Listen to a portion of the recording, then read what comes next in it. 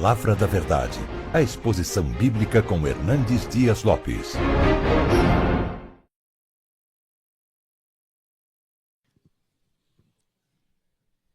Meus irmãos, eu gostaria de, nesta manhã, conversar um pouco com vocês sobre um assunto que hoje é um assunto tenso, é um assunto complexo, é um assunto onde não tem existido unanimidade entre pastores, onde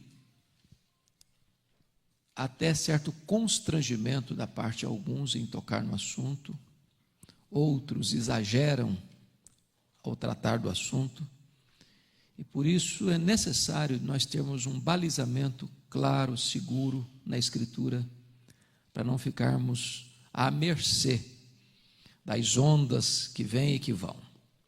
Eu queria conversar um pouco com vocês, então, sobre a questão se os dízimos são ainda para hoje. Eu escrevi, juntamente com o pastor Arival, um livro que saiu recentemente, Dízimos e Ofertas são para hoje, e Deus me inclinou a escrever esse livro por uma razão simples. Todas as vezes que eu postava algo nas redes sociais sobre dízimo, chovia de críticas as mais ácidas, e de herege a explorador dos fiéis, acontecia. Palavras assim, bem fortes. Eu gosto muito do senhor, mas nesse ponto o senhor não é bíblico. Acho que o senhor ensina a Bíblia, mas o senhor se desviou da palavra, nesse ponto. Então hoje, quando você diz que você é dizimista, e que você crê nessa verdade bíblica, e que você ensina essa verdade bíblica, para alguns você é um herege, para alguns você é um apóstata, para alguns você é um explorador. E nós não queremos ir 1 centímetro além da Escritura e não queremos ficar 1 centímetro aquém da Escritura. Por isso eu queria tratar esse assunto hoje com vocês aqui. Eu não vou ler um texto específico, porque não é meu propósito expor um texto da Bíblia, mas tratar do tema do assunto. Eu queria começar, esse livro eu escrevi sobre dízimos com 3 capítulos, depois o pastor Ival escreve 3 sobre ofertas, e nos 3 capítulos que eu escrevi, o primeiro capítulo eu trato dos desvios, dos excessos, dos posicionamentos de exploração, que tem, de certa forma, fortalecido essa posição de oposição. Porque quando você encontra um líder religioso extremado, ensinando aquilo que não está na palavra, ou usando de artifícios psicológicos, de técnicas de comunicação, ou de pressão emocional, ou afastando-se do ensino bíblico, quem não é cristão bota todos nós no mesmo balaio, rotula todo mundo.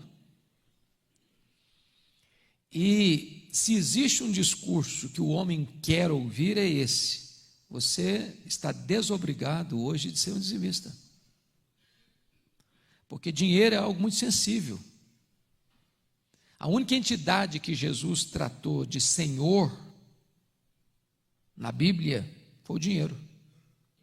Jesus não chamou o diabo de Senhor, Jesus não chamou César de Senhor, Jesus não chamou o mundo de Senhor, mas ele chamou o dinheiro de Senhor. Ninguém pode servir a 2 senhores, a Deus e as riquezas. E o dinheiro é um senhor que exige dedicação exclusiva. É por isso que Jesus Cristo disse: onde estiver o teu tesouro, aí estará o teu coração. E, portanto, há muitas críticas, inclusive de gente da mais alta categoria teológica no Brasil, contra o dízimo. Há teses de doutorados contra o dízimo. Há pastores conceituadíssimos de igrejas históricas contra o dízimo. O que vamos fazer? Então, primeiramente, vamos levantar aquilo que eu chamaria de os desvios. Primeira coisa que eu quero destacar é a manipulação para arrecadar dinheiro. Eu rodo por aí, para esse Brasil afora, já preguei em mais de 1.500 igrejas, e em alguns lugares eu tomo verdadeiros sustos, quando eu percebo que a parte mais elaborada do culto é a hora do levantamento de ofertas e dízimos. Onde você nota claramente que a intenção daquele pastor ou daquele pregador é arrancar o último centavo que o cara tem no bolso. E ele usa de artifícios para que ele alcance esse propósito. E fica claro que o sucesso daquele culto é medido pela quantidade de dinheiro arrecadado naquele culto. Quando um culto público se transforma num instrumento, não de adoração a Deus, mas de arrecadação de dinheiro, perdeu o sentido. Perdeu o sentido.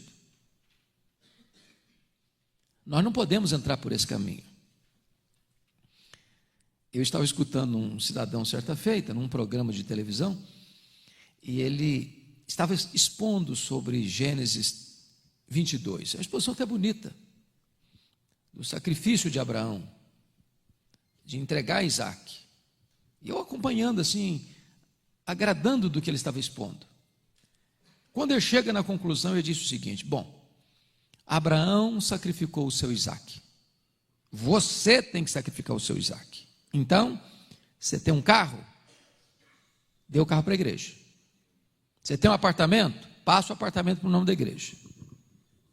Você tem o dinheiro na poupança? Transfira o dinheiro da poupança para a igreja. Bom, aí ele matou o texto, né?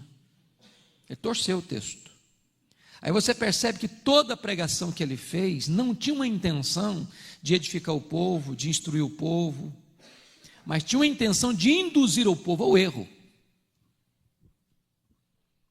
Esse tipo de prática leva as pessoas a se oporem ao dízimo, porque pensam que todos vão ser igual àquele cidadão que estava induzindo o povo àquele erro. Segunda coisa, é a ideia da oferta como barganha. Nós podemos fazer uma coisa errada com motivação errada. Nós podemos fazer uma coisa errada com motivação certa. Nós podemos fazer uma coisa certa com motivação errada. E nós podemos fazer uma coisa certa com motivação certa. Por exemplo, existe a lei da semeadura, não existe? Quem semeia pouco, colherá. Está na Bíblia isso. Mas se eu chego para a minha congregação e digo assim: você tem que dar tanto, porque se você der tanto, você vai receber tanto mais.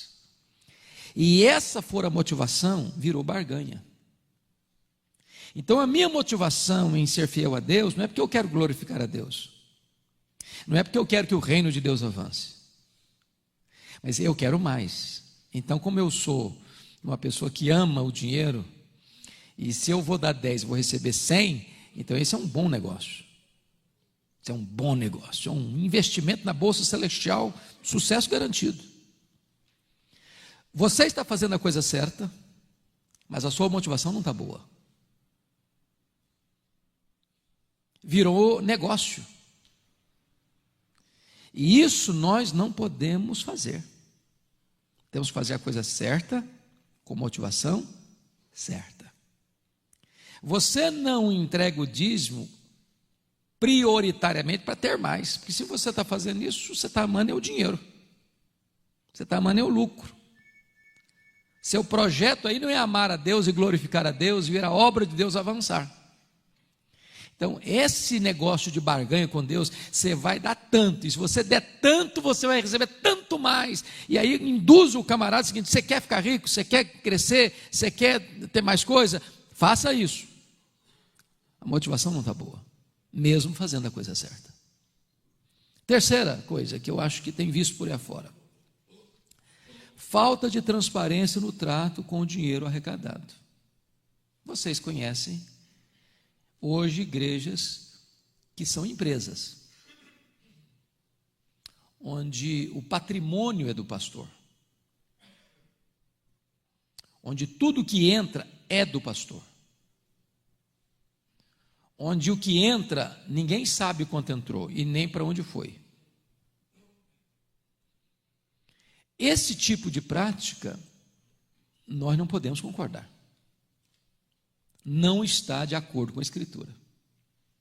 Nós precisamos lidar com o dinheiro com muito cuidado, porque nós precisamos manter intacta a credibilidade do ministério, a integridade das motivações.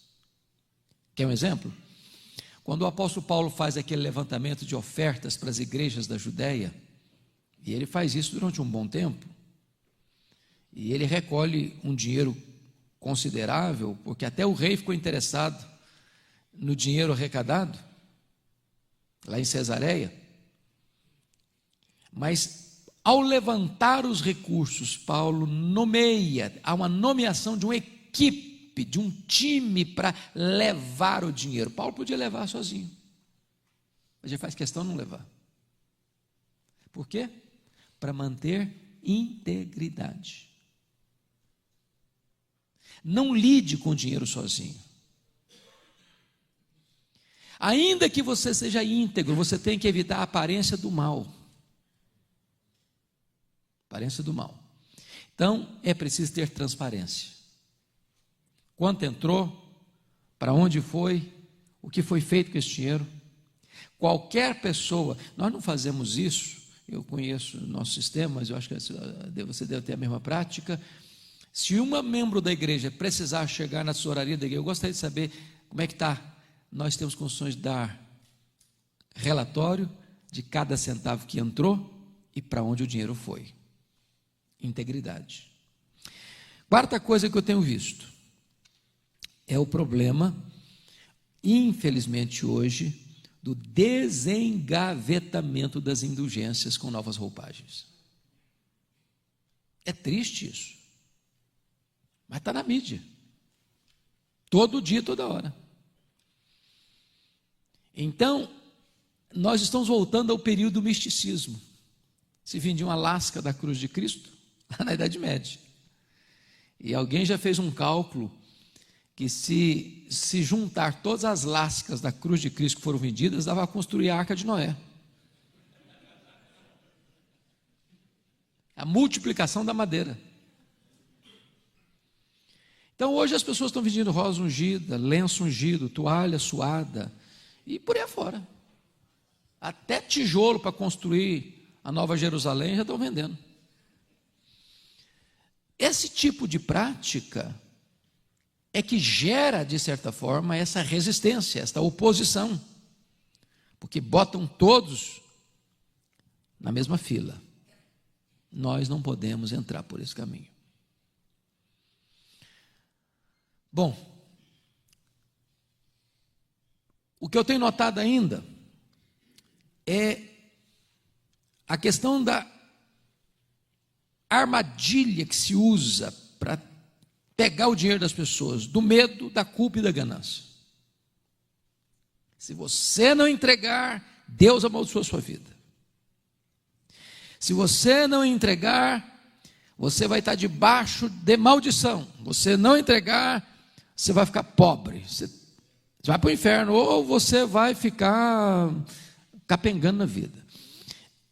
E não obstante, a desobediência traz grave risco mesmo. Nós não precisamos usar truques de ameaças dessa forma, de pressão psicológica, para levar a pessoa à obediência. Nós podemos e devemos ensinar a Bíblia, nem mais, nem menos, nem adocicando a mensagem, nem exagerando a mensagem, restringindo-nos ao ensino bíblico. Tenho visto hoje igrejas chamadas empresas, onde o púlpito é um balcão, onde o evangelho, às vezes até diluído, é um produto, onde os crentes são consumidores, onde o templo é uma praça de negócios, onde o vetor que move tudo é o lucro. Para fechar, o que eu tenho visto por aí é o problema hoje do mercadejamento da palavra. É tratar pregadores e cantores como astros de cinema. É a tietagem evangélica. Isso é um pecado grave e nós não podemos entrar por esse caminho. É o cachê que o cara cobra para pregar ou para cantar. E eu penso que todos vocês imaginam da mesma forma, nós devemos aprender a ser generosos. Mas eu entendo uma coisa, se você convida um pregador e ele exige, eu vou, mas eu cobro tanto para pregar, na minha opinião, ainda que você tivesse o propósito de dar uma oferta maior, você deve desconvidar essa pessoa. A motivação não está boa. Nós não podemos fazer do evangelho um comércio. Deixa eu lhe dar um exemplo assim engraçado de uma experiência que eu tive. Eu estava pregando nos Estados Unidos, numa igreja de um colega meu lá de Vitória. E ele é uma pessoa muito espirituosa, muito engraçada, e ele convidou um da época dos estrelas da música gospel para ir lá. Aí ele ligou para o cidadão aqui no Brasil e disse: meu irmão, eu gostei tanto que você viesse participar conosco de uma programação especial da igreja, e etc, etc, etc. E o irmão respondeu: aleluia, eu vou com o maior prazer. Com um detalhe: primeiro, eu quero 2 passagens de primeira classe. Segundo, eu quero que você me bote no hotel 5 estrelas. Terceiro, eu quero um carro de luxo no aeroporto à minha disposição. Quarto, eu quero que você deposite antecipadamente $10.000. Quinto, eu quero que você tenha o compromisso de vender tantos CDs. Aí o pastor disse assim para ele: irmão, eu estou encrencado para atender você. Primeiro, porque não tem hotel 5 estrelas na minha cidade. Eu sou pastor de uma cidadezinha do interior aqui, próximo à grande cidade, mas não tem hotel 5 estrelas na minha cidade. Segundo, que eu não tenho um carro de luxo para te deixar no aeroporto à sua disposição. Terceiro, que eu não tenho $10.000 para botar na sua conta agora. E quarto, porque eu já perdi a vontade de te convidar.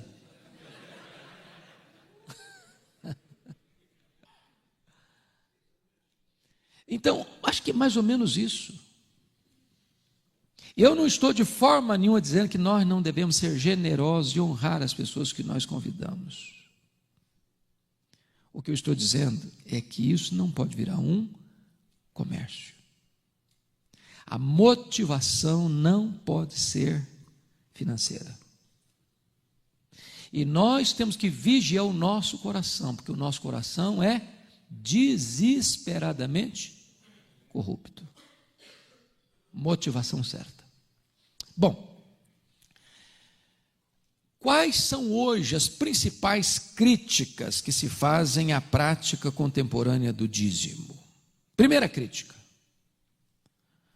o dízimo é da lei cerimonial. A lei cerimonial foi abolida por Cristo. Logo, eu estou desobrigado de ser dizimista. Como é que nós vamos responder uma crítica dessa? Primeira coisa, o dízimo não é apenas da lei cerimonial, até porque ele não é da lei cerimonial, ele foi instituído por Deus muito antes da lei ser dada. O primeiro registro claro de dízimo na Bíblia é Abraão. 430 anos antes da lei ser dada. Então, ele não pode ser o pacote da lei cerimonial. O dízimo faz parte da lei, sim, foi incluída na lei. O dízimo está presente também nos livros históricos, não apenas no Pentateuco. O dízimo está presente nos livros poéticos. O dízimo está presente nos livros proféticos. O dízimo está presente nos evangelhos. O dízimo está presente nas epístolas. O dízimo está presente em toda a Bíblia. Aí a pessoa entra com outro argumento. Bom, esse argumento não vale. Dizem os críticos. Porque também a circuncisão existiu antes da lei. Fez parte da lei. E hoje nós não circuncidamos mais as crianças com 8 anos de idade. Então o argumento de que o dízimo era antes da lei não vale. Dizem os críticos. Como é que você responde uma situação dessa? É verdade.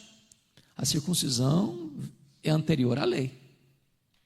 A circuncisão fez parte da lei. E é verdade que hoje nós não mais praticamos a circuncisão. Por que não? Porque assim como a Páscoa foi substituída pela ceia, a circuncisão foi substituída pelo batismo. Mas me mostre na Bíblia onde algo substituiu o dízimo. Ao contrário, Jesus ratifica o dízimo. Em Mateus 23, Jesus Cristo diz assim: ai de vós, escribas e fariseus, que dais o dízimo do endro, da hortelã e do cominho, e negligenciais o principal da lei, a justiça, a misericórdia e a fé. Devias fazer essas coisas, justiça, misericórdia e a fé, sem omitir aquelas, a prática do dízimo. Agora, dizem os críticos, não. O que Jesus está combatendo aí é o problema do farisaísmo, e não referendando o dízimo. Mas vamos ler o texto. É claro que Jesus está dizendo aí uma censura, fazendo uma censura aos escribas e fariseus. Ai de vós, escribas e fariseus, porque dais o dízimo do endro, da hortelã e do cominho, as hortaliças menores. O que Jesus está combatendo aqui é o dízimo? Não.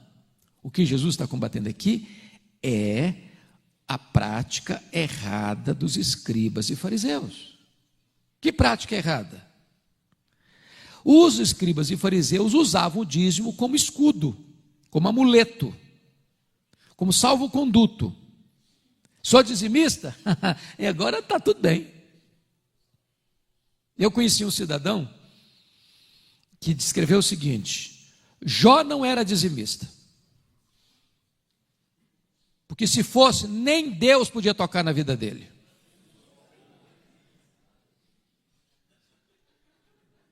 O cara é forte.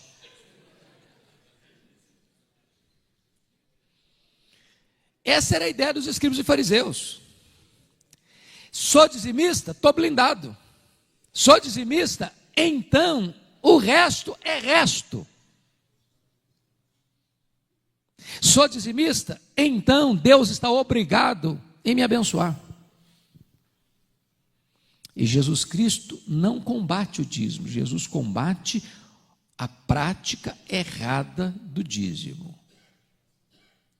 A prática da ostentação. Agora preste atenção comigo.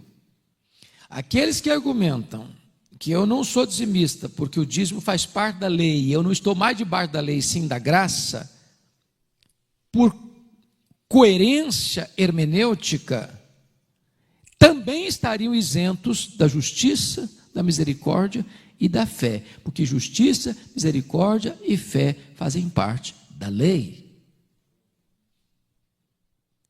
Quem é a pessoa em sã consciência que diz hoje que eu estou isento da justiça, da misericórdia e da fé?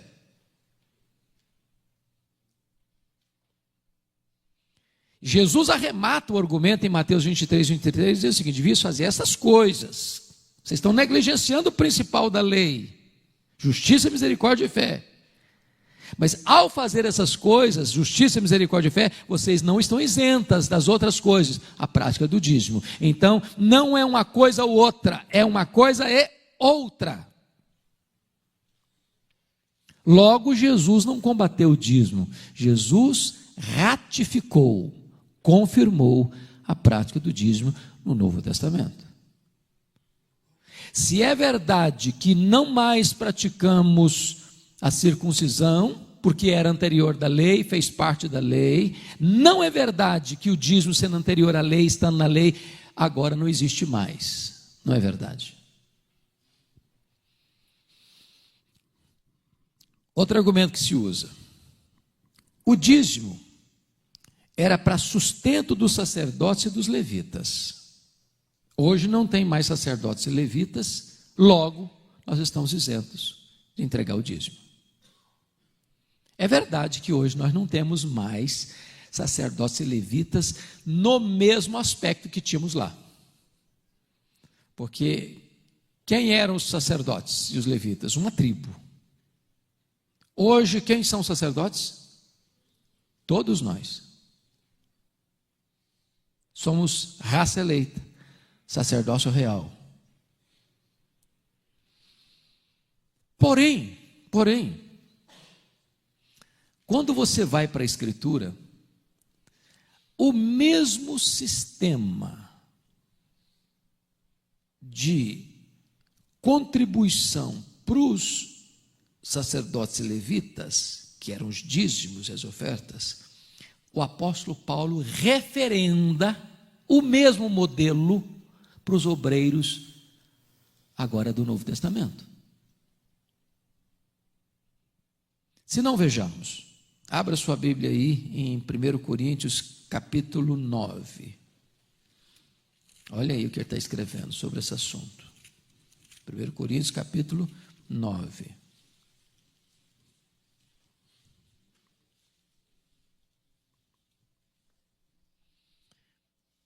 A partir do versículo 7 até o versículo 15, ele faz a seguinte argumentação: quem jamais vai à guerra à sua própria custa? Quem planta a vinha e não come do seu fruto? Ou quem apacenta um rebanho e não se alimenta do leite do rebanho? Porventura falo isto como homem, ou não o diz também a lei? Olha como ele está retomando a lei.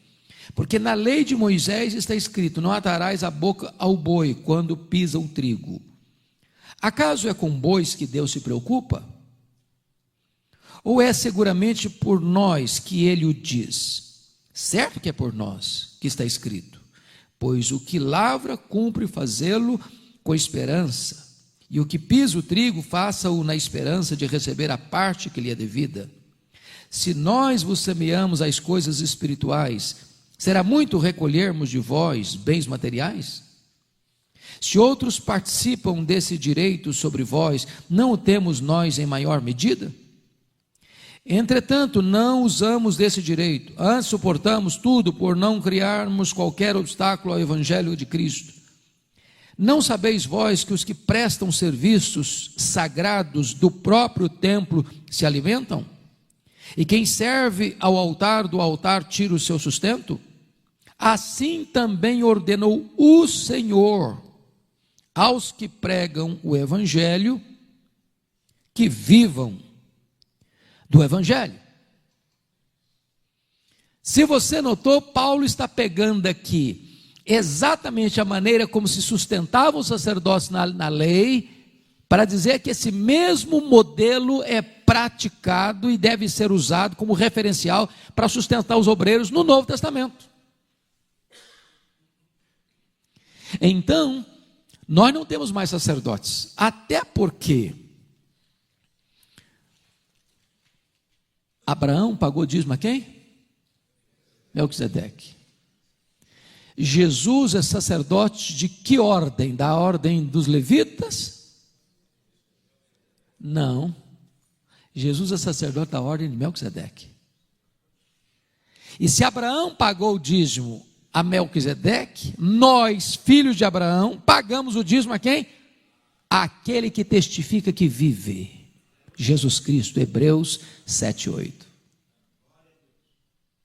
Então notem vocês que o Novo Testamento não é contra, ao contrário, o Novo Testamento referenda e ratifica e fortalece a tese do dízimo.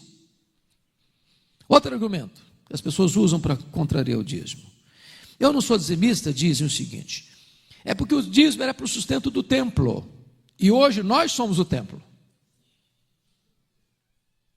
Ok, é verdade que o dízimo era para sustento do templo. Por isso, não entregar o dízimo, Neemias 13 diz que é desamparar a casa de Deus.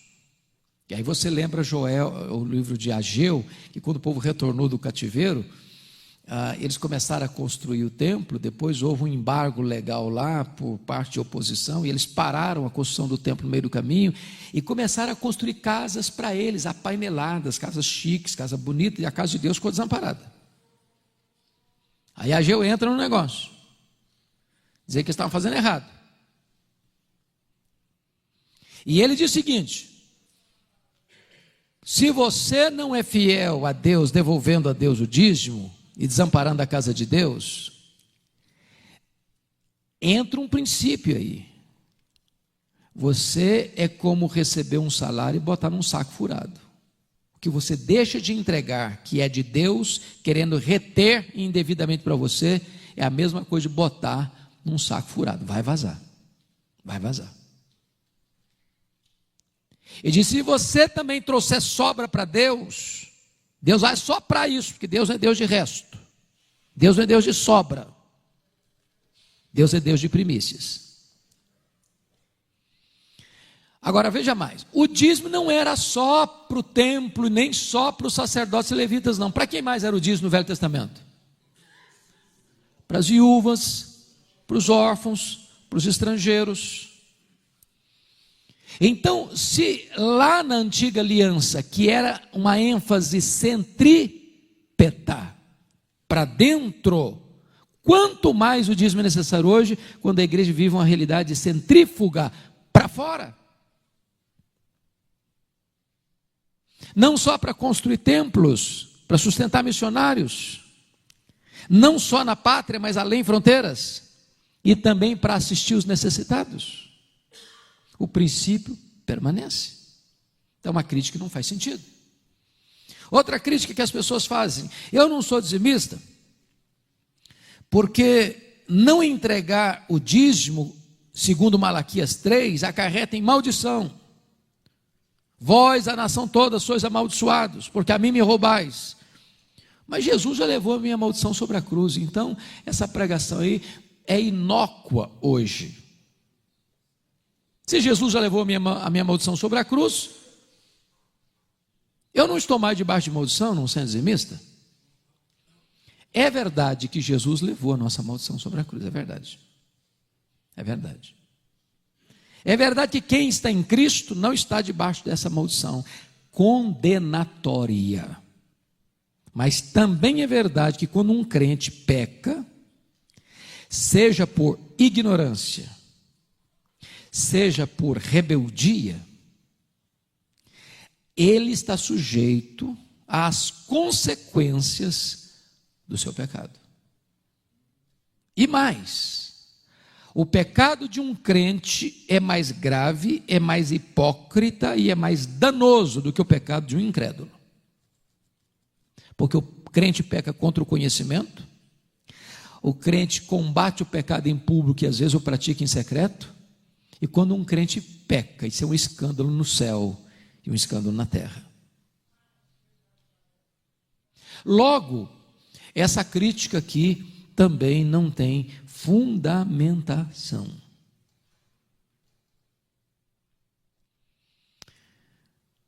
Sabe, irmãos, uma das coisas que eu preciso entender é o seguinte: em vez de eu ficar arranjando desculpas para reter o que é de Deus, eu deveria criar motivos para ser generoso com o que é de Deus.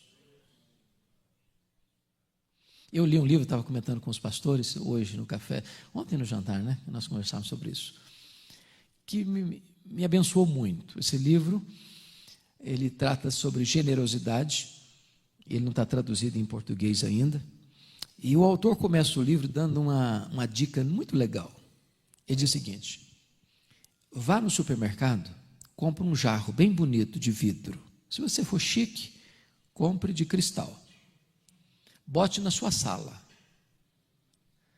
Para todo dia você passar e olhar essa jarra. Só uma coisa, você não vai botar flor na jarra, você vai botar terra. Terra.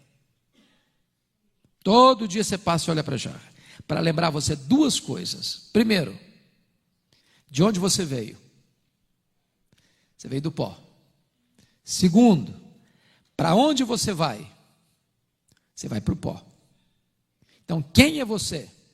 Apenas um traço entre pó e pó. Baixa a bola. Baixa a bola. Pergunta: do pó que você veio, quanto você trouxe?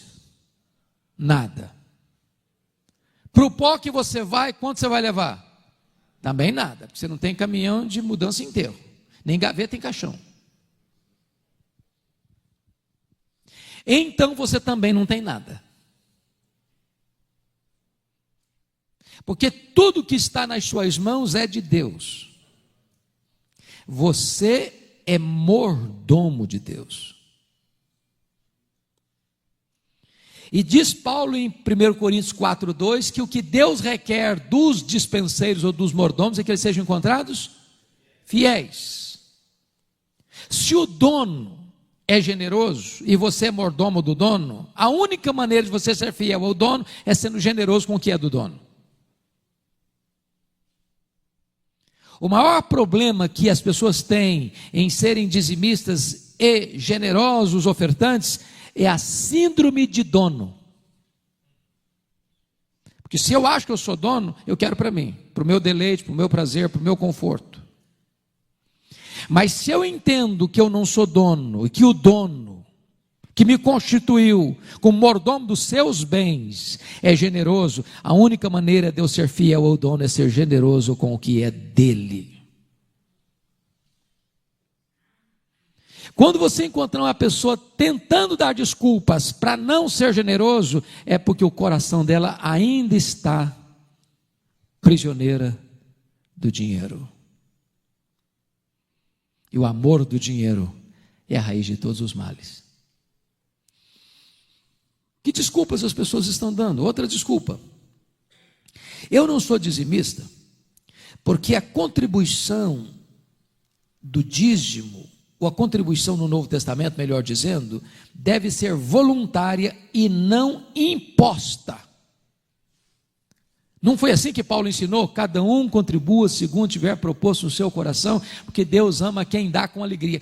Está aí o Novo Testamento ensinando. Mas pegar esse texto de 2 Coríntios 9:7 e aplicar para o dízimo é ferir a hermenêutica sagrada. Porque Paulo não está tratando de dízimo. 1 Coríntios 16, 2 Coríntios 8 e 9, Paulo está tratando de uma coleta especial, de uma oferta especial, que ele está levantando para enviar para as igrejas, para os crentes pobres da Judéia. Isso não é dízimo. É a mesma coisa, por exemplo, de a 8ª igreja, chegar o pastor aqui na frente e dizer: meus irmãos, nós temos uma cidade aqui no estado de Minas Gerais que está passando um momento difícil. Os crentes lá teve uma enchente, a casa caiu e os irmãos estão sem casa para morar, sem comida, é uma tragédia. Então nós vamos fazer um levantamento de oferta para enviar para aqueles irmãos. Aí é correto e legítimo o pastor dizer: cada um contribua segundo tiver proposto no coração, porque Deus ama quem dá com alegria. Porque você já viu, e eu também, alguém chegar assim: agora eu quero que vocês entreguem o dízimo. Bom, mas quem me deu autoridade para mudar o que Deus estabeleceu? Outros não, a nossa igreja está fazendo um desconto, fazendo uma liquidação, uma promoção. Agora todo mundo pode acertar o dízimo, não fazer o dízimo 5%. Eu não tenho essa autoridade de mudar a palavra de Deus. Eu não tenho essa autoridade. Então, preste atenção nisso. Cada um contribua segundo tiver proposto o seu coração. Mas eu não estou propondo nada, então eu não vou contribuir com nada. Os irmãos, eu não estou feliz, não estou com alegria, então eu não vou contribuir. E eu pergunto a você: você faz uma dívida no banco de R$5.000. Aí você chega para o gerente e diz: olha, gerente, eu não estou propondo no meu coração pagar essa dívida, então eu não vou pagar. Você chega para o eu não estou muito alegre, não, então eu, como não estou com alegria para pagar, eu não vou pagar. Dívida você paga alegre ou triste, varão, com raiva ou feliz. É dívida. Dívida. Eu não dou dízimo, eu entrego dízimo. Eu dou o que é meu. É por isso que Malaquias diz que roubará o homem a Deus. Todavia vós me roubais, vós a nação toda. E a palavra roubar lá não é roubar de batedor de carteira, não. É de assaltante. É de botar o 38 na cara do cidadão. Me dá o que você tem. À força. Afrontosamente. O crente que não entrega o dízimo, ele está afrontando a Deus, assaltando a Deus, apropriando-se indebitamente daquilo que não é dele.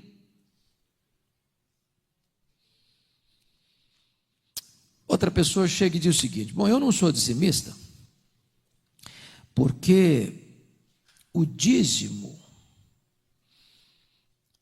tem sido usado para construir templos, e Jesus nunca mandou construir templos. Aí você chega à seguinte conclusão: primeiro, é claro que Jesus não mandou construir templos, e nem você encontra essa ordem no Novo Testamento, até porque não havia licença da parte do Império Romano para fazer isso. Quando o embargo legal acabou, a igreja cristã começou a construir templos.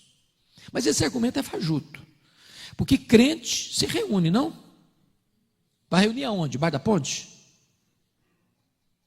Se você não vai reunir debaixo da ponte, você vai ter que alugar um espaço. Não tem que pagar. Ou você vai construir templo. Então o princípio permanece. É para o sustento da casa de Deus. É para sustentar missionário. É para enviar missionário, é para socorrer os pobres, é para pagar os obreiros que vivem da palavra. Aliás, se você ler 1 Coríntios 9, como nós lemos parte, Paulo abriu mão do salário. Lembra disso que ele abriu mão? Para não criar problema? Abriu mão em que igreja mesmo? Igreja de Corinto. Por quê? Corinto era o quê? Uma igreja mão de vaca, pão dura. Só que quando Paulo saiu da igreja, foi para Éfeso, ele manda uma carta para a igreja de Corinto. Sabe o que ele faz naquela carta? Puxa a orelha da igreja. Por que ele puxa a orelha da igreja? Porque a igreja não tinha pagado para ele o quê? O seu salário. Então preste atenção nesse particular aqui. Olha aí, 2 Coríntios 11. Vamos ver o que Paulo diz para a igreja. Eu, se eu fosse membro da igreja de Corinto, ficava com vergonha. Olha aqui, capítulo 11, versos 8 e 9. Olha o que ele vai dizer para a igreja: despojei outras igrejas, e recebendo o salário para vos poder servir. Que é isso, Paulo? Você era nosso pastor, e outra igreja que pagou seu salário para ser nosso pastor? Eu falei, é verdade, vocês não me pagaram. Versículo 9: e estando entre vós ao passar privações. Paulo, você era nosso pastor e passou privações? Passei, deu vontade de ir no McDonald's, não tinha dinheiro para comprar um lanche. Vocês não pagaram meu salário? Passei privações sim, enquanto era pastor de vocês. Mas não me fiz pesado a ninguém, pois os irmãos, quando vieram da Macedônia, supriram o que me faltava. Os irmãos da Macedônia eram ricos ou pobres? Pobres. Que isso, Paulo? Quer dizer que os irmãos pobres da Macedônia é que vieram aqui em Corinto, quando você era nosso pastor, para suprir suas necessidades? É verdade, vocês não pagaram meu salário. Olha isso. Agora, olha o tiro de misericórdia que ele dá nessa igreja, no capítulo 12, verso 13. Ele diz assim para a igreja de Corinto: porque em que tendes vós sido inferiores às demais igrejas, senão neste fato de não vos ter sido pesado, perdoai-me esta injustiça. Sabe o que ele está dizendo? É uma vergonha. Sabe, igreja de Corinto, vocês foram inferiores a todas as demais igrejas, num quesito: Vocês não pagaram o meu salário. Perdoe-me essa injustiça, eu devia ter cobrado de vocês. O que Paulo está dizendo aqui? Que o obreiro tem o quê? Direito de receber da igreja que ele é pastor o seu digno sustento, seu digno salário. Não se ata a boca do boi que debulha. E Deus não está preocupado com o boi, diz Paulo. Deus está preocupado com os seus servos. Dois extremos nós não podemos ter. Nós não podemos ser pastor por causa de dinheiro. Você conhece aquele tipo de pastor que chega na igreja, louvado seja o Senhor, Deus me mandou para cá, e eu tive assim muita alegria, porque Deus me orientou para vir para cá. 2 meses depois eu recebo um convite com duplo salário, uma igreja maior. Diz: meus irmãos, o Espírito Santo está me conduzindo para uma nova direção. Nossa motivação não é dinheiro, mas a igreja não pode reter daquele que trabalha aquilo que é digno dele receber. Outra pessoa dizia: eu não sou dizimista. Sabe por quê? Eu não sou dizimista porque o dízimo era o imposto do Estado teocrático, e hoje nós pagamos imposto de renda. Eu já vi pastorzão falar isso. Irmãos, é uma bobagem isso.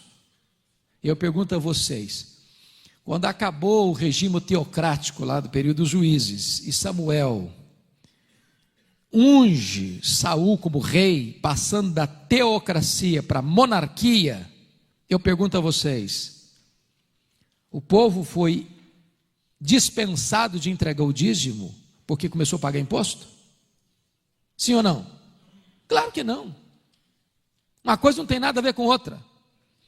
Aliás, isso fica claro na palavra de Jesus em Mateus 22: dai a César o que é de César, e a Deus o que é de Deus. Você tem compromisso com o Estado, você tem compromisso com Deus. Você paga imposto e você devolve dízimo. Outra pessoa diz: eu não sou dizimista. Sabe por quê? A igreja vai se fazer o seguinte: o que seria correto, dizem esses críticos? Você faz um orçamento. A igreja tem 500 membros. Quais são os nossos projetos para esse ano? Vamos construir um templo, vamos comprar um terreno, vamos mandar 2 seminaristas para o seminário, vamos enviar 3 missionários para o estrangeiro. Quanto custa isso? X. Então vamos fazer agora uma cotização entre os membros para suprir essa necessidade. Resolvido o problema. Mas eu pergunto: é assim que Deus ensina? Nós somos um condomínio agora? Temos cota? Não, eu não posso mudar o que Deus estabeleceu. Eu não tenho autoridade nem para acrescentar e nem para tirar. Isso pode ser pragmático, isso pode ser funcional, mas não é bíblico. Até porque, irmão, sabe quem tem mais dificuldade de entregar dízimo? Não são os pobres, são os ricos. O cara que recebe 100 prata por mês, 100 mil reais por mês, ele tem uma dificuldade de entregar 10 mil. Eu falei: mas é muita grana. Aí o irmãozinho que recebe um salário mínimo, 900 e poucos reais, ele vai lá e entrega 90. Não, eu não sou dizimista, não, eu sou ofertante. Ok. E eu gosto de lembrar do Jacó Silva, os mais de cabelinho branco que lembram do Jacó Silva.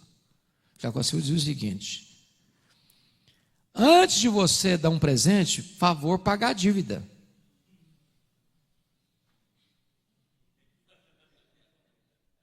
Não dê um presente tentando com isso isentar-se da dívida.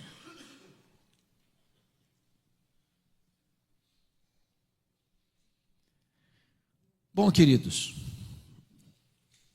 outro chega e diz assim: ah, pastor, eu não sou dizimista não. Sabe por causa de quê? Porque no Novo Testamento, não é igual no Velho Testamento. No Novo Testamento, 100% é de Deus. Argumento assim, muito espiritual. Mas a resposta que você pode dar é o seguinte: mas no Velho Testamento também 100% era de Deus. Quando que algum tempo da história deixou de ser isso? Salmo 24, versículo 1, do Senhor é a terra e sua plenitude. Sempre 100%, tudo foi de Deus. Mas quem usa esse argumento, agora tudo 100% é de Deus, e agora o nosso negócio é ofertar quando o coração tocar, pode perceber isso. Essas pessoas, se você for contabilizar, não entregam 10%, dizendo que 100% é de Deus. Então isso é um argumento, um invólucro de desculpas para encobrir uma mentira. Outro diz, não, eu não sou dizimista, não, pastor, porque não sobra. É verdade, não vai sobrar mesmo não. Porque se sobrar, Deus não é Deus de sobra. Lá no passado, a gente dava sobra para os cães. Hoje não. Hoje pet tem vida melhor que gente. Se gasta mais dinheiro com cachorro e gato hoje no Brasil que com criança. Mas a Bíblia diz, honra o Senhor com o quê? Com as primícias de toda a tua renda. Então é primícia, não é sobra. Dito isto, irmãos, eu gostaria de abrir o nosso parlamento aqui para perguntas. Se a gente puder ajudar em alguma coisa, eu tenho muito prazer, porque as desculpas são muitas. E eu gostaria que você e eu aqui hoje pudesse pensar o seguinte: eu não quero ir além, não quero ficar aquém, mas nós precisamos ter resposta para os críticos. Nós precisamos ter resposta para os críticos. Nós temos que dar razão da esperança que é em nós. Nós precisamos fazer algo com consciência, fundamentado na Escritura. Deixa eu usar um outro argumento que é muito comum escutar por aí afora. Pastor, sabe por que eu não sou dizimista? A igreja não administra bem. Deixa eu dizer uma coisa para você. Deus te deu uma ordem, entregar o dízimo. Mas Deus não constituiu você juiz do dízimo que você entregou. Se você está percebendo que a igreja que você está entregando o dízimo não está administrando bem, você tem duas atitudes a fazer. Primeira delas, procure o pastor da igreja. Seja claro sobre isso, pastor, sou membro dessa igreja, sou dizimista fiel. Eu acho que tem isso que está acontecendo que não tem fundamentação na palavra de Deus. Porque talvez a liderança precise ser alertada. Mas se você percebeu que você é membro da igreja, é um fiel dizimista, e esse dinheiro não é honestamente administrado, que está sendo desviado para a conta bancária de alguém, ou para o luxo de alguém, e não atendendo à demanda que a Escritura diz, você tem o compromisso de dizer, muito obrigado, eu estou indo para uma outra igreja que leve a palavra de Deus a sério. Tem hora que sair de uma igreja é uma necessidade. Você não sai de uma igreja porque teve um escândalo. O irmão de tal cometeu um pecado grave. Se alguém cometeu um pecado grave, se trata à luz da Escritura, na disciplina bíblica. Mas eu não posso ficar num lugar onde a palavra de Deus não está sendo ensinada com fidelidade. Com fidelidade. Pois bem, está aberto então. Essas duas cadeiras aqui para quê, meu santo? Eita, chique, hein?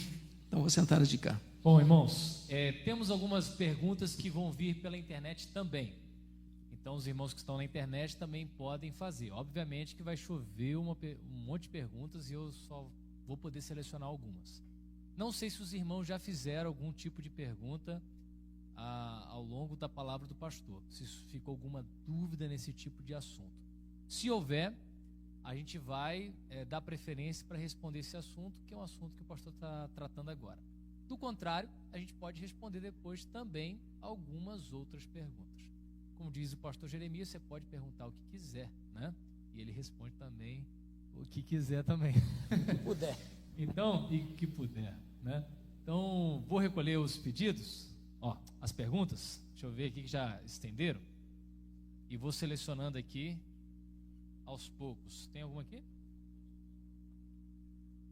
Aqui, por favor. Obrigado.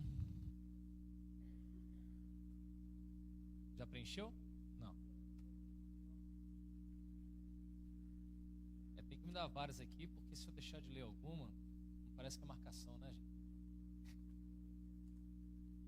Beleza.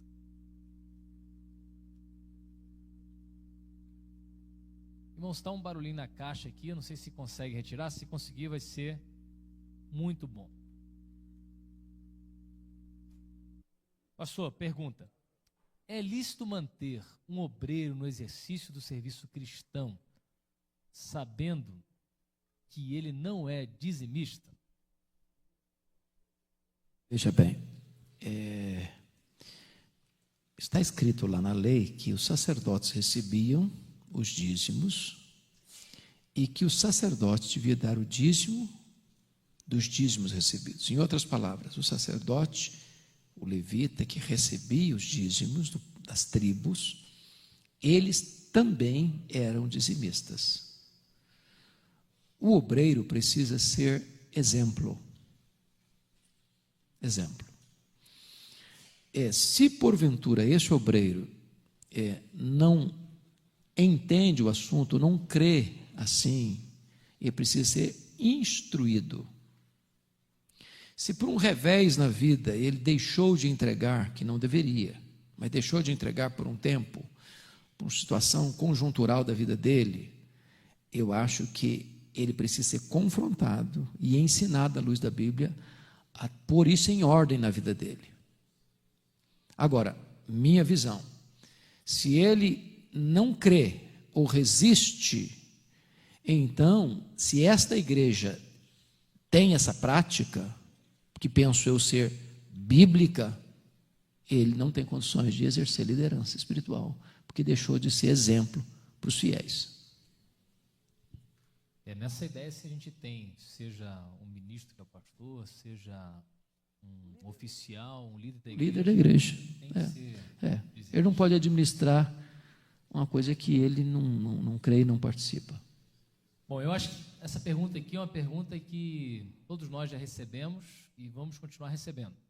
O dízimo é do líquido ou do bruto?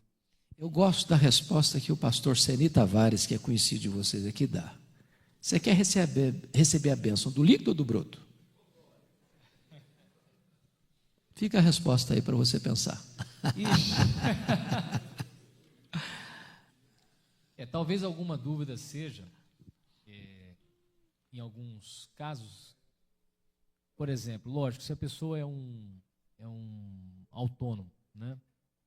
E ele tem um negócio dele, e se para o negócio dele ele gasta R$20 para fazer um produto, mas ele lucra 5, obviamente que tem que dar do lucro dele. E não exato. O dízimo é do lucro.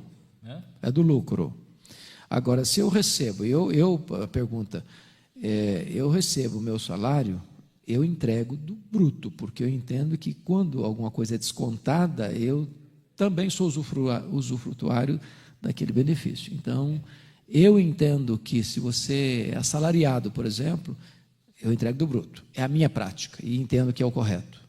Pronto. Entendo que é o correto. Alguém vai chegar e falar assim: não, eu já tirei meu aluguel, já tirei a conta de luz, já tirei...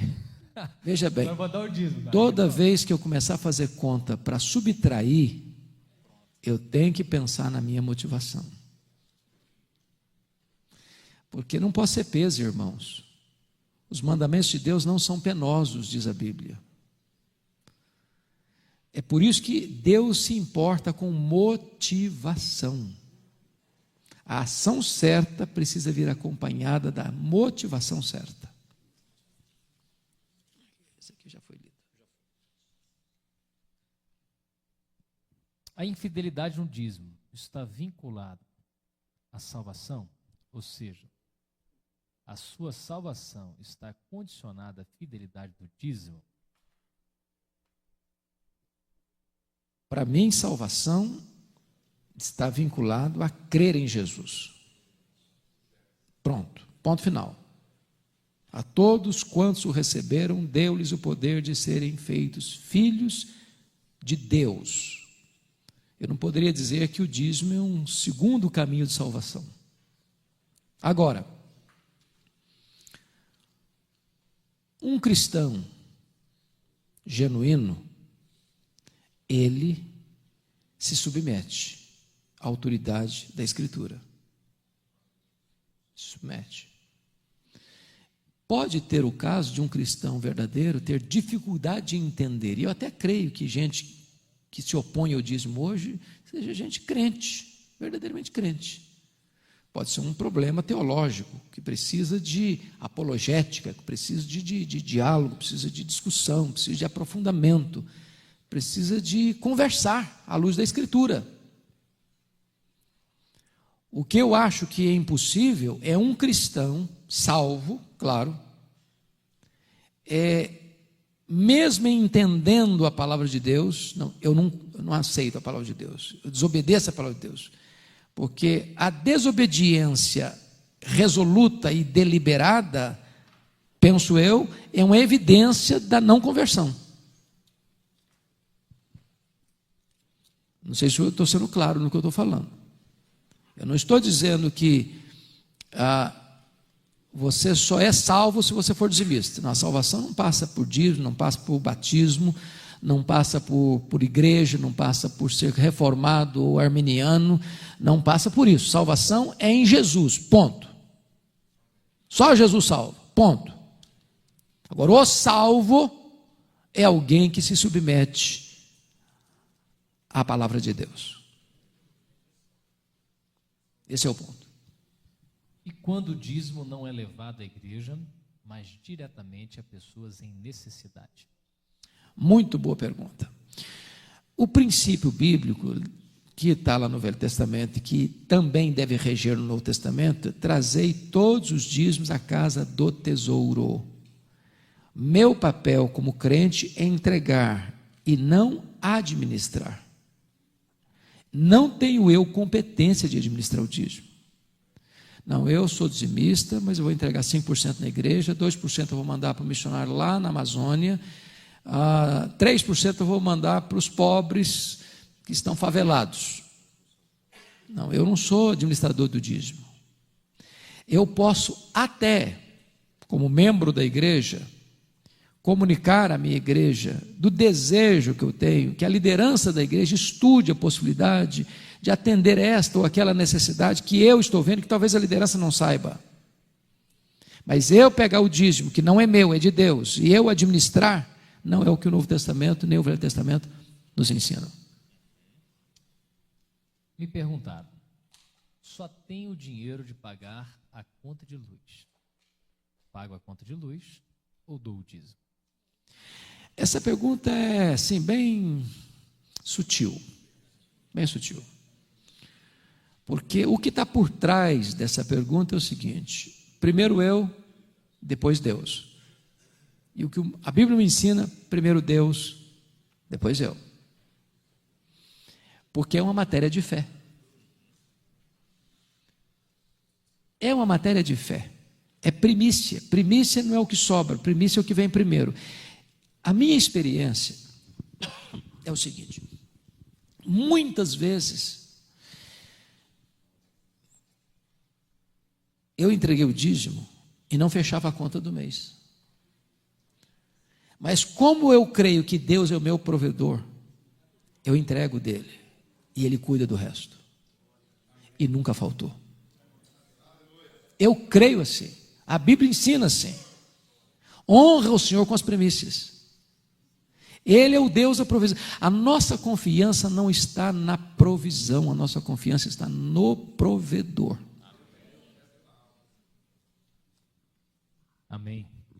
E ele continua sustentando, né? A gente tem visto o azeite multiplicar na nossa vida muitas vezes. Me dá uma parte aqui.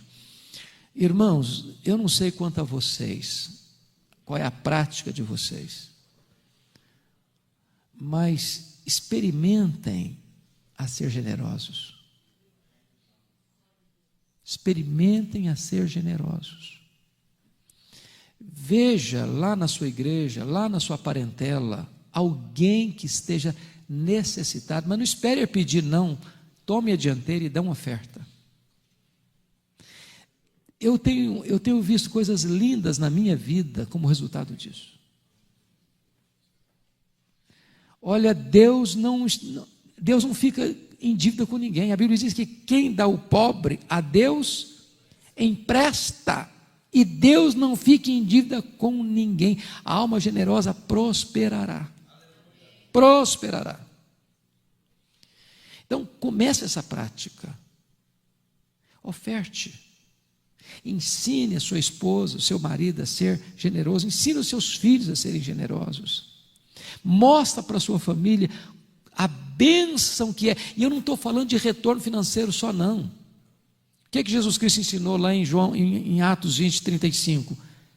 Mais bem-aventurado é dar do que receber. Então, em vez de fazer conta para reter, abra o coração para dar. Quanto mais você dá, mais você tem. Porque a Bíblia ensina isso. Deus multiplica a sua sementeira. A sua sementeira. Bom, irmãos, temos muitas perguntas, certamente a gente não vai conseguir responder todas, mas acredito que as respostas aqui vão abarcar várias aqui, né? E próxima pergunta. Para ser considerado oferta, o valor deve ser excedente ao meu valor do dízimo? Para ser considerado oferta, o valor deve ser excedente ao meu valor do dízimo? Isso é regra? Veja bem, dízimo, a palavra em qualquer vernáculo significa 10%. Qualquer vernáculo, dízimo é 10%, não é 9,5%, não é 5,5%, 10%. Então você entrega o dízimo e depois você oferta. É claro que se você está entregando uma oferta inferior ao dízimo, você não está entregando a oferta, você não está pagando a dívida. Porque primeiro você paga a dívida, depois você oferta.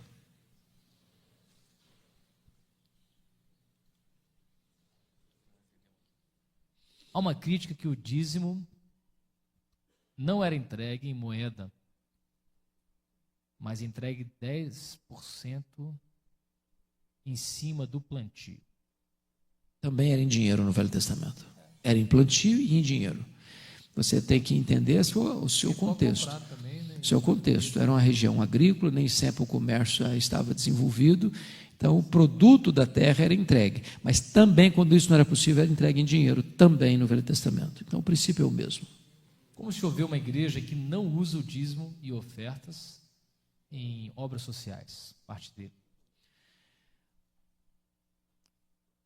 O que eu entendo no Novo Testamento é que evangelização e ação social caminham juntas. Lembra em Gálatas 2,10, quando Paulo vai para os gentios, os colunas da igreja de Jerusalém disseram para ele: você vai para os gentios, mas não se esqueça dos pobres. Então, uma igreja, ela precisa cuidar não só da alma, mas também do corpo. Vamos pegar me dá só um tempinho para explicar isso melhor. Pensa comigo que no Novo Testamento nós já estávamos recebendo uma forte influência do gnosticismo. O gnosticismo é um concubinato entre a filosofia grega e a religião judaica, e a fé judaica. Qual o problema do gnosticismo? O dualismo grego. Matéria é má, espírito bom. Com isso, não se acreditava em 3 doutrinas básicas do cristianismo: a criação, a encarnação e a ressurreição. Bom, isso gerou um problema duplo na igreja primitiva que Paulo denuncia em Colossenses. Primeiro, ascetismo. Segundo, licenciosidade. Se o meu corpo é mau, não vale nada, não presta para nada, então vou castigá-lo. Ascetismo. Se o meu corpo não conta, então deixa eu usá-lo à vontade. Licenciosidade. Essa filosofia gerou o ascetismo da Idade Média, dos mosteiros. Essa filosofia gerou, mais tarde, lá na Alemanha, o pietismo. Estou interessado na sua alma. E nós até usamos, tantas almas foram salvas. Salvou a alma, que se dane o corpo, que vai morar debaixo da ponte, que passe fome, que passe frio no inverno, e que os demais me aqueçam nesse inverno, os demais, não precisa falar o resto.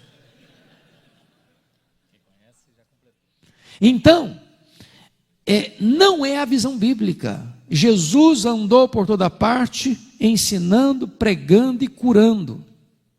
Ele cuidou do corpo, cuidou da alma. Uma igreja cristã precisa ser também generosa.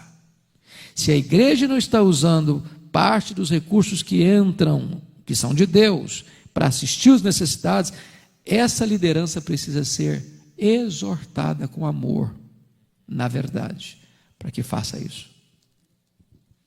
Ok. Bom, isso aqui eu acho que é bem simples de responder. Além do meu salário fixo, é correto dizimar as ofertas que ganhei de minhas ministrações? Duas coisas. Nós usamos com muita frequência o substantivo dízimo passando para verbo. Não é legal. Eu não devo usar a palavra dizimar. Vá para o dicionário e veja o que significa dizimar. É matar, é destruir. Então não vá para o púlpito da sua igreja falando, meus irmãos, nós temos que dizimar. O cara que não sabe o que é, vou sair correndo aqui, eles vão me arrebentar todo mundo aqui. Então, dízimo é uma coisa, dizimar é outra coisa. Então você nunca use no seu púlpito, irmão, nós temos que dizimar. O visitante vai sair desesperado da sua igreja. Se nós entendemos que o que nós recebemos é graça e tudo é graça, devíamos sim. Eu acho que devia dar até mais, já que é extra, né? Se a generosidade devia ir além de sempre fazer a conta para mais, não para menos. Esse é o ponto do coração generoso. Isso mesmo. Bom, um comentário que tem na internet, eu acho que vale a pena responder, porque ele é sutil também e carrega aqui uma compreensão errada. É o seguinte: nenhum crente no planeta se submete completamente aos mandamentos de Jesus. Se seguirmos o raciocínio do pastor, ninguém é cristão. Silogismo falso. Porque veja bem, está se admitindo aí que nós podemos obedecer parcialmente, que nós estamos matriculados na escola da desobediência e que nós devemos levar a sério, mas não tão a sério assim. Isso não é cristianismo, não é isso que a Bíblia me ensina. Não é isso que a Bíblia me ensina. O que a Bíblia me ensina é que eu sou um pecador, que eu sou falho, que eu tenho deficiências. Mas a limitação não está na palavra, está em mim. Eu sou exortado a obedecer, a ser fiel. A ser fiel. Agora, eu não posso com isso criar uma desculpa, não. Você pode ser crente meia boca, mas tá bom. Porque não dá para ser crente mesmo, não. Então, minha boca serve. Não serve. Não serve. O propósito de Deus em nós é nos transformar de glória em glória na imagem de Jesus. E o nosso projeto é sermos parecidos com Jesus. Para isso Deus nos predestinou.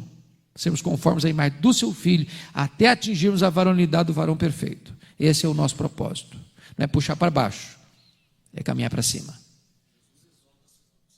Sede vós perfeitos, como perfeito é o vosso Pai Celeste. Mateus 5,48. E uma dica, se for casado ou casada, experimente dizer isso para o marido ou para a esposa, para ver o que vai dar. É necessário a identificação do dizimista e a leitura dos nomes deles em púlpito? Não, penso que não. Essa para mim é uma prática ostentatória perigosa. Eu já vi igreja onde bota lá um hall, lá na porta de entrada do templo, com o nome dos dizimistas e o valor que foi dado. Eu acho que isso é ostentação e um laço do diabo para o orgulho. Você pode botar o nome no envelope? Pode, deve, não tem problema nenhum. A igreja precisa saber. Agora, fazer propaganda disso, porque isso gera concorrência. Fulano de tal, o maior dizimista da igreja. Então, continência para ele.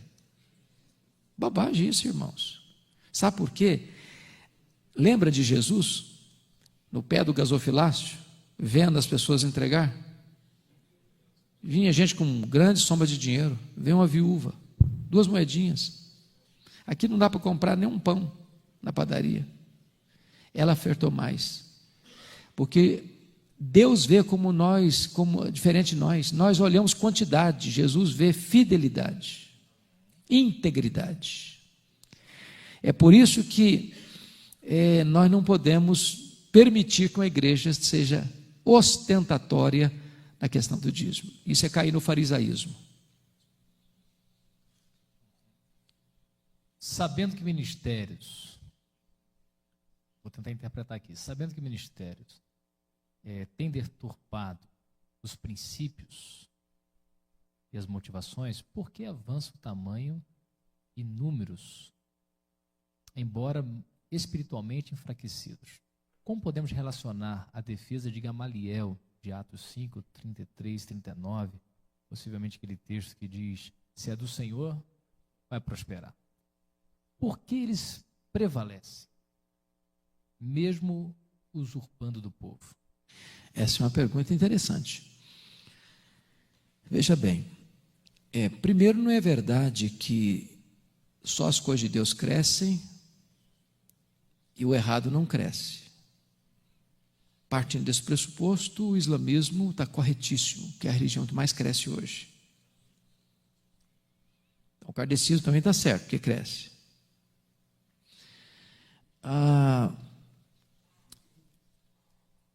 É claro que uma pregação hoje que agrada os ouvidos, uma pregação que manipula as pessoas, e sobretudo um grupo que é sensível e facilmente manipulado, porque você pega aquilo que ele quer, que é saúde, dinheiro e libertação. Numa religião sincrética como a religião brasileira, uma cultura híbrida como a cultura brasileira, isso vai atrair gente. Mas deixa eu lhes dizer algo, e eu acho que vocês já estão começando a ver isso. Isso tem prazo de validade. Isso vai chegar uma hora de ressaca, e está chegando. Está chegando. As igrejas sérias, que pregam com fidelidade, que amam uma pessoa, não o que ela tem no bolso, estão sendo porto seguro dessas pessoas, decepcionadas, feridas, machucadas, exploradas. Então, o erro vai ser desmascarado. A luz prevalece nas trevas e as trevas não prevalecem sobre a luz. A mentira vem à tona, o engano vem à tona, o mau caratismo vem à tona, a motivação errada vem à tona. Deus não permite que a verdade seja envergonhada pela mentira. Então, pode ter certeza disso, esse sucesso, ele é temporal, mas ele vai ser desmascarado, se não aqui, diante do tribunal de Deus. Amém. Quando vemos Paulo falando sobre coleta para ajudar os crentes pobres, por que ele não usou do dízimo? Bom, a pergunta é subjetiva. Eu não posso dizer por que Paulo não usou a palavra, porque eu não estou no coração, na mente do Paulo. Mas o que é importante é que quando Paulo foi tratar do sustento da obra, que não tem a ver com oferta de assistência social, mas do sustento do ministério, ele puxa para a argumentação dele o mesmo texto que era usado para a sustentação dos levitas e sacerdotes. E lá ele referendo o dízimo. Agora, mesmo nas ofertas, o mesmo princípio do dízimo é estabelecido. Que princípio? O princípio da porcentagem, de acordo com a sua renda, de acordo com o que você tem, da proporção, da proporcionalidade, a palavra que eu queria era essa, da proporcionalidade e da constância. É o mesmo princípio do dízimo. Eu não entrego o dízimo, a não ser que seja um agricultor que faz uma colheita uma vez por ano, ou 2 vezes por ano, mas se eu recebo o salário mensalmente, eu entrego o dízimo mensalmente. Como acontece nos Estados Unidos, que às vezes a contribuição é semanal, segue semanal. Se é anual, é a colheita do café que tem uma vez por ano, é anual. Mas é com a proporcionalidade, com a temporalidade com que você recebe e com a proporcionalidade do que você recebe, é que o dízimo deve ser entregue. Bom, você até responde uma pergunta que foi feita, que é se a gente... muitos críticos falam que o dízimo é dado uma vez só e não diversas vezes. É justamente por causa disso, depende de como que a pessoa recebe. Recebe. Se ela quiser dar diariamente, dependendo do trabalho... Se ela recebe diariamente, entrega diariamente. Ela pode fazer isso, né? Perfeito. Da entrada geral dos dízimos e ofertas, qual o percentual razoável para salários dos obreiros? Bom, eu penso que essa pergunta é difícil de responder nesse sentido, porque depende da igreja. Por exemplo, uma igreja que tem uma entrada pequena, ela vai usar aí às vezes 10, 20, 30, 40, até 50, até mais para o sustento. Mas uma igreja que tem uma entrada, mega entrada, às vezes ela vai usar 5%, às vezes 3%, depende. Então não tem uma proporcionalidade. O que é princípio é que a igreja deva pagar os seus obreiros de maneira digna. Digna. Então, aqui tem dois extremos, irmãos. O extremo da igreja mão de vaca, porque tem igreja que paga salário de fome, porque tem uma visão errada de que quanto mais miserável financeiramente a pessoa, mais piedosa ela vai ser. E o obreiro que acha que ele é um mega, super mega, top mega, e quer salários astronômicos. Então, acho que precisa trabalhar essas duas coisas: a igreja generosa e o pastor não motivado pelo dinheiro. Em Mateus 23, 23, Jesus está falando aos judeus. Em Atos 21 ou 25, 24, 25, a igreja de Jerusalém faz uma diferença de obrigação aos judeus e aos gentios. Não seria este um motivo de, em Mateus 23, 23, ele está falando apenas aos judeus? O dízimo seria apenas aos judeus? Eu acho que em absoluto. Até porque quando Paulo está ensinando em Corinto, ele está falando para a igreja gentílica. Então, o mesmo princípio que é usado para judeus, é usado para gentios. A igreja é formada de judeus e gentios. Então, não tem um peso A para um e um peso 0 para o outro. Existe algum registro? Outra pergunta. Aí não tem nada a ver com dízimo e oferta. Então, se alguém mais tiver algumas outras perguntas, pode mandar, que a gente conseguiu responder aqui. Uma vez que fomos concebidos em pecado, totalmente diferente mesmo. As crianças que morrem vão para o céu ou para o inferno? Eita! Se for presbiteriano, ótimo. Pois bem, irmãos, essa é uma pergunta complexa, extremamente complexa. E eu preciso dar um pouquinho da atenção de vocês para o seguinte: não há consenso no meio reformado sobre este assunto. E eu vou explicar. Na Assembleia de Westminster, que se reuniu em 1643 e 1649, no bojo da Guerra Civil, do exército do parlamento, comandado por Oliver Cromwell e o rei Carlos I, aquela assembleia foi formada por 151 teólogos, alguns deles supralapsarianos e a maioria deles infralapsarianos. O presidente da assembleia era supralapsariano. E a diferença entre supra e infra é que nós somos, via de regra, infra. A confissão de fé, na sua maioria, é infra. É que os decretos de Deus, eles são eternos e unos.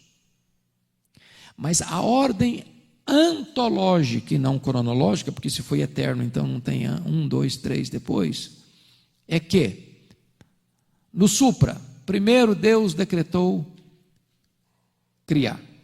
Segundo, Deus decretou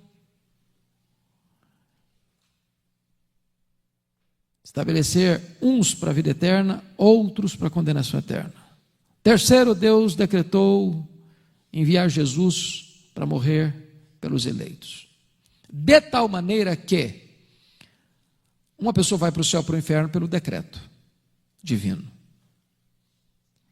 No infra, primeiro Deus decretou criar, depois Deus decretou criar, depois Deus decretou permitir a queda, depois Deus decretou salvar alguns pela sua graça e aplicar no outro o seu juízo, de tal maneira que a causa da salvação é a graça, a causa da condenação é o pecado.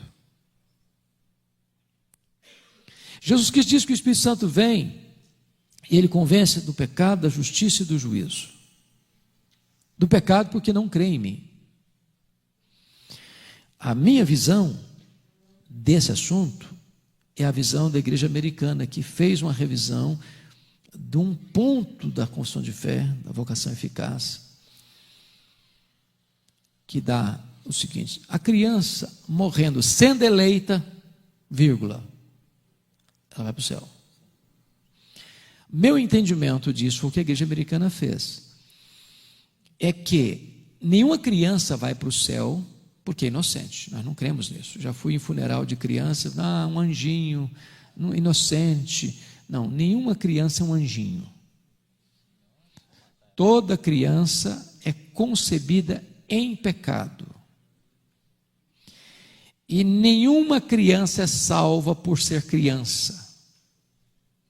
O que eu creio é que nenhuma criança morre sem que Deus saiba.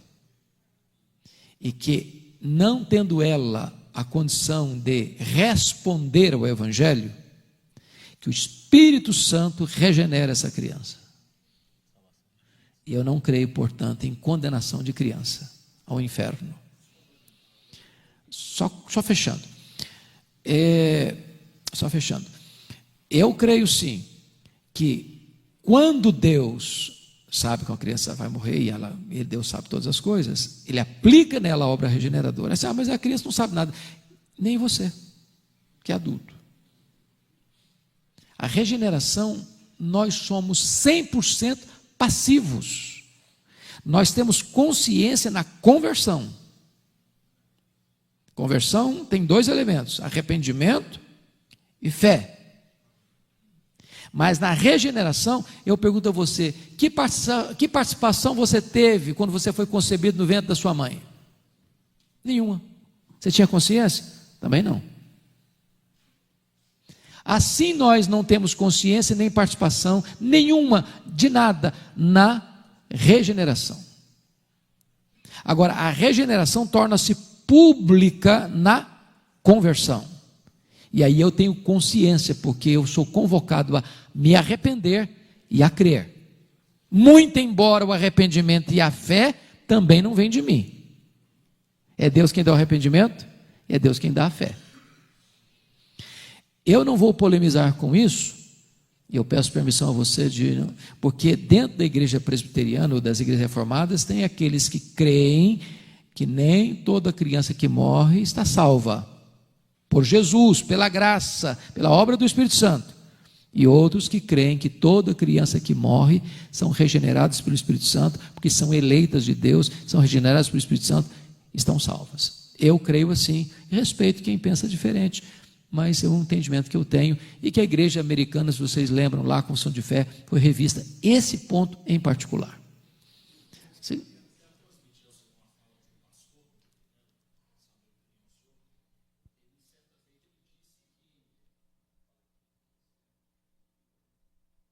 Repetindo, eu quero transmitir ao senhor uma fala de um pastor. Certa feita ele disse que as pessoas que nascem com má formação cerebral, e essas pessoas que têm paralisia, entendeu? Não conseguem ter uma mentalidade apurada, essas pessoas vão ao inferno. Ele falou isso recentemente. Gostaria de saber a opinião do senhor a respeito disso. Essas pessoas vão para o inferno, ele falou? Eu acho que é uma opinião dele, é uma opinião completamente furada. Não tem base nenhuma na palavra de Deus. Ao contrário, eu penso que imagine você um ser humano que nasce com síndrome de Down ou qualquer síndrome, vai ser uma eterna criança. Eu entendo o contrário. Eu entendo exatamente o contrário dele. Essa é uma doutrina espírita, muito bem falado. Isso é karma. Isso não é espiritismo. Então é exatamente o contrário. Exatamente o contrário. Tem um texto interessantíssimo em Isaías que fala que nem até os loucos não errarão o caminho. Então, já combate isso daí, né? Uma pergunta importantíssima, ainda mais com a cultura católica que a gente tem. Essa daqui. Qual a sua opinião sobre suicídio e a relação disso com a condenação eterna? Muito boa essa pergunta, irmãos. Deixa eu dizer uma coisa para vocês. Eu escrevi um livro sobre esse assunto. E se vocês ainda não leram esse livro, eu não sou de fazer propaganda de livro meu.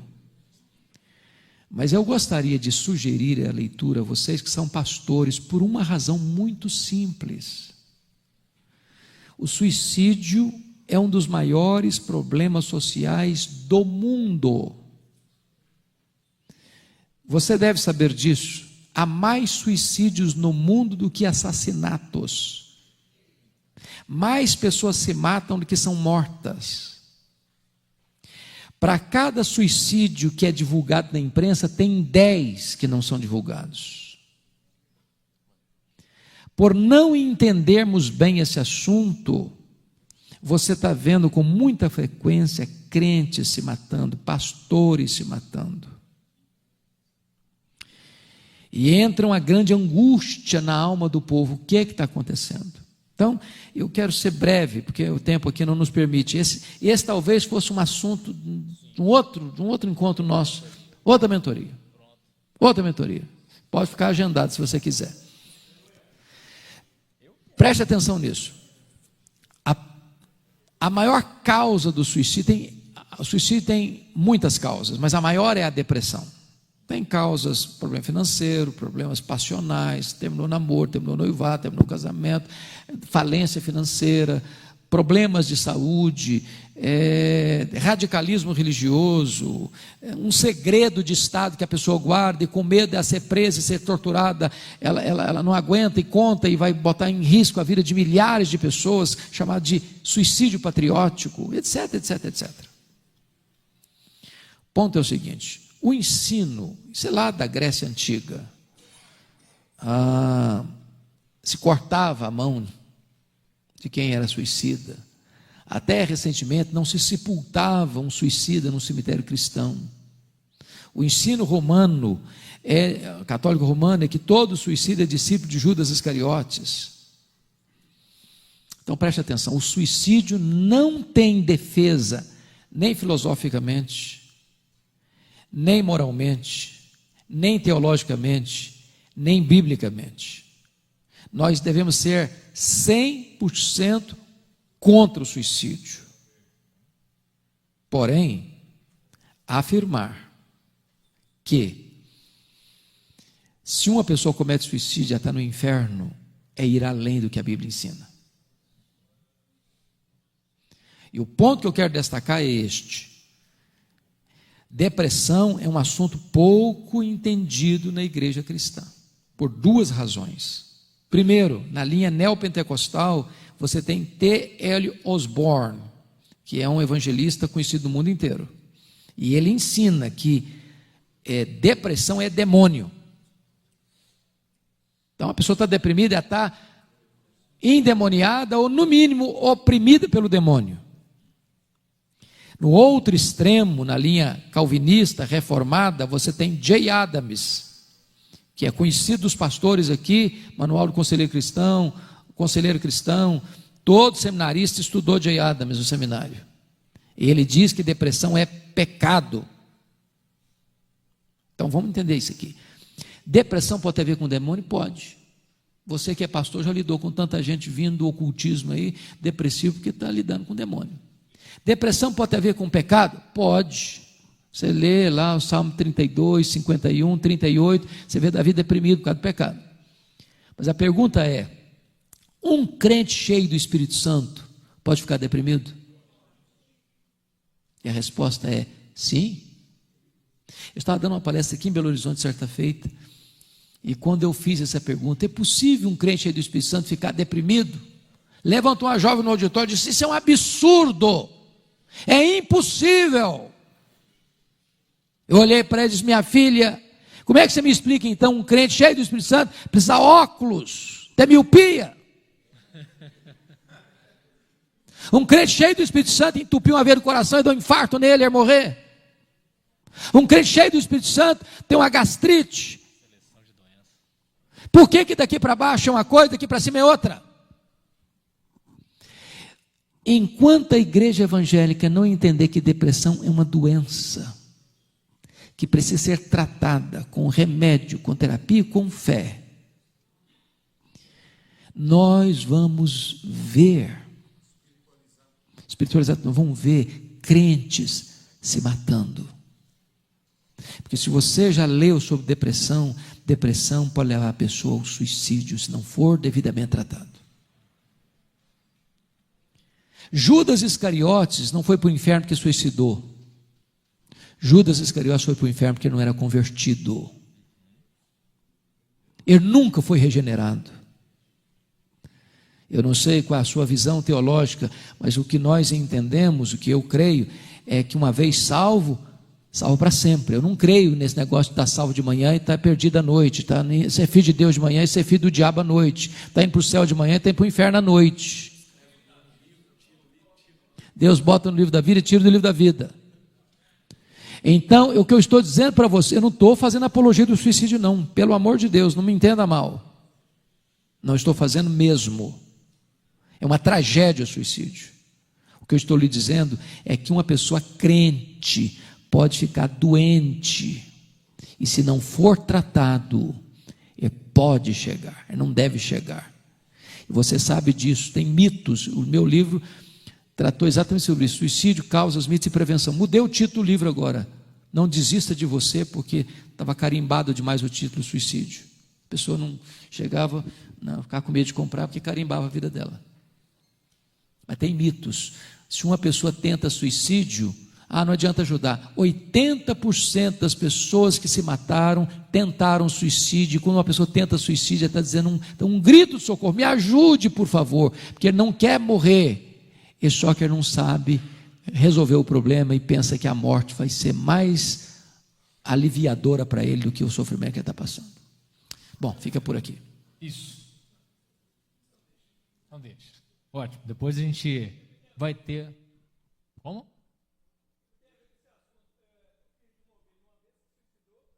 Uhum.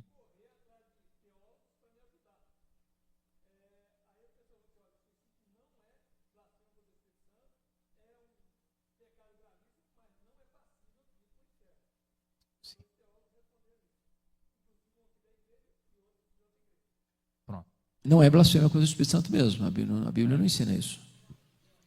Bom, agora, só um pouquinho. O ponto é o seguinte: imagine se a pessoa que se matou não era crente, vai para o inferno. Óbvio. Não creu em Jesus, vai para o inferno.